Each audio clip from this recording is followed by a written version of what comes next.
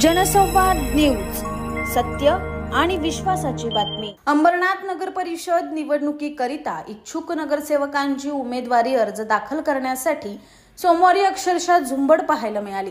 नगरसेवक आणि नगराध्यक्ष पदासाठी नामनिर्देशन अर्ज दाखल करण्याचा शेवटचा दिवस असल्याने पडताळणीसाठी इच्छुक उमेदवार आणि त्यांचे सूचक यांची मोठ्या प्रमाणात पालिकेत रांग लागली आहे। नगराध्यक्ष पदासाठी शिवसेना शिंदे गटाकडून मनीषा वाळेकर तर भाजपकडून नगराध्यक्ष पदासाठी तेजश्री करंजुले पाटील यांचा उमेदवारी अर्ज दाखल झालाय। त्याचबरोबर नगराध्यक्ष पदासाठी राष्ट्रवादी अजित पवार पक्षाकडून अश्विनी पाटील, शिवसेना उंबाटाकडून अंजली राऊत, काँग्रेसकडून नूतन पाटील यांच्यासह इतर उमेदवारांनी अर्ज दाखल केले आहेत। सोमवारी अर्ज दाखल करण्यापूर्वी भाजप आणि शिवसेनेकडून मोठे शक्ती प्रदर्शन करण्यात आले। शिवसेनेच्या नगराध्यक्ष पदाच्या उमेदवार मनीषा वाळेकर यांचा अर्ज दाखल करण्यासाठी कुंटवली येथील भवानी चौकातून मोठी रॅली काढण्यात आली होती। यावेळी अर्ज दाखल करण्यासाठी खासदार डॉक्टर श्रीकांत शिंदे देखील उपस्थित होते, तर भाजपच्या नगराध्यक्ष पदाच्या उमेदवार तेजश्री करंजुले पाटील यांनी देखील पूर्वेच्या भाजप मध्यवर्ती कार्यालयापासून अंबरनाथ नगरपालिका कार्यालय अशी रॅली काढून जोरदार शक्ती प्रदर्शन करत आपला उमेदवारी अर्ज दाखल केलाय। आकाश सहाने, जनसंवाद न्यूज, अंबरनाथ।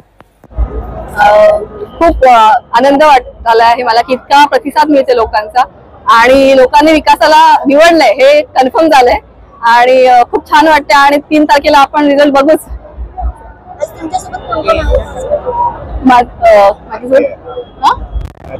हा पार्टी का? Okay, RPI. हा, आठवले गट आरपीआय पार्टी आहे।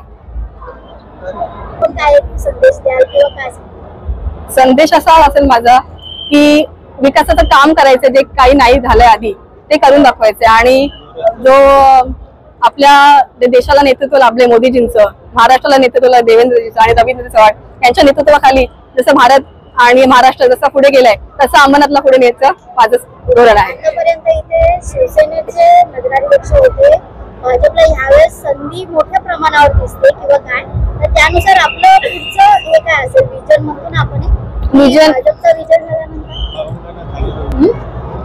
हा एक मोठं विजन तर आहेच स्मार्ट सिटी बनवायचं, पण पहिले आहे की जे भ्रष्टाचार आणि भयमुक्त जितकं भय आहे लोकांच्यात ते आपल्याला पहिले करायचंय।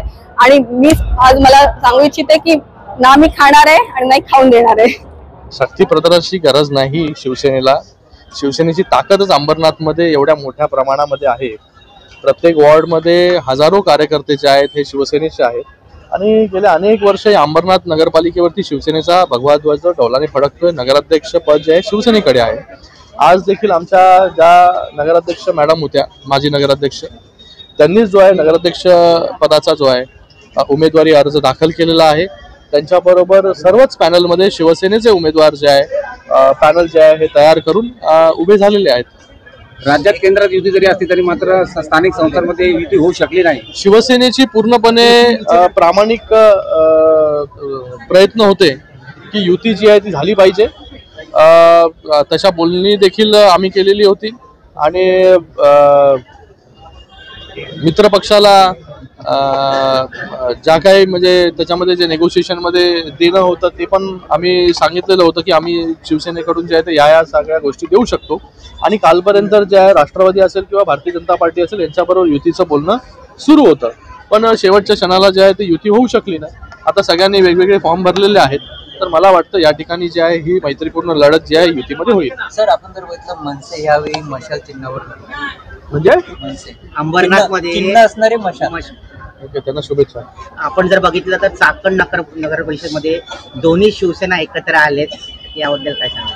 या बघा, लोकल लेवलच्या निवडणुका आहेत। कार्यकर्ता खाली लोकल स्तरावरती त्याला काय हवंय, कशा प्रकारे त्या कार्यकर्त्याला जो आहे तो न्याय मिळेल।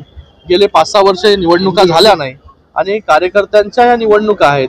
आता कार्यकर्त्यांना आम्ही पण इकडे खाली इन्स्ट्रक्शन दिले होते की आपल्याला जे पाहिजे खालच्या स्तरावरती ते तुम्ही जे आहे ही युती जी आहे ती भारतीय जनता पार्टी असेल किंवा राष्ट्रवादी असेल यांच्याबरोबर तुम्ही करू शकाल, पण इथे युती झाली नाही। कुठे कुठे जी आहे ती युती झाली असेल लोकल स्तरावरती। डोंबिवलीत तुम्ही आणि मनसेचे नेते राजू पाटील एकत्र होतात, व्हिडिओ जाम व्हायरल झाले। जनसंवाद न्यूज, सत्य आणि विश्वासाची बातमी। आजच सबस्क्राइब करून बेल आयकॉनला क्लिक करा आणि पहा ताज्या घडामोडींचा अचूक अंदाज आपल्या मोबाईलवर।